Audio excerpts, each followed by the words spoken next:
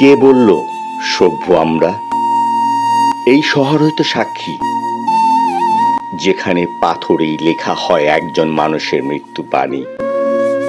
মাঝ পথে শত চোখের সামনে একজন মানুষকে কাঁচ ভাঙার মতো ভেঙে ফেলা যায়, আর আমরা ভিডিও করি, চুপ থাকি, স্ক্রল করে যাই। নির্মমতায় যখন পাথর কথা বলে, বিবেক তখন নীরব দর্শক।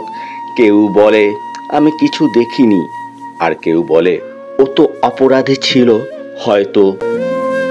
এইভাবেই কি হারিয়ে যাবে মনুষ্যত্ব? এইভাবেই কি পাথর পাবে ভাষা আর মানুষ হারাবে স্বর? এইভাবেই কি শহর হবে মৃত্যু উৎসবের মাঠ, আর রক্ত মাখা নির্মমতা নতুন ট্রেন্ড? না, আর না। এই পাথরের নিচে চাপা পড়েছে তোমার আমার মুখ। এই নীরবতার দায় কেউ এড়াতে পারি না। এসো বলি, হত্যা শুধু রক্তে হয় না, হত্যা হয় চোখ ফিরিয়ে নিলেও। আজ তুমি না জাগলে কাল হয়তো তুমি ওই পাথরের নিচে।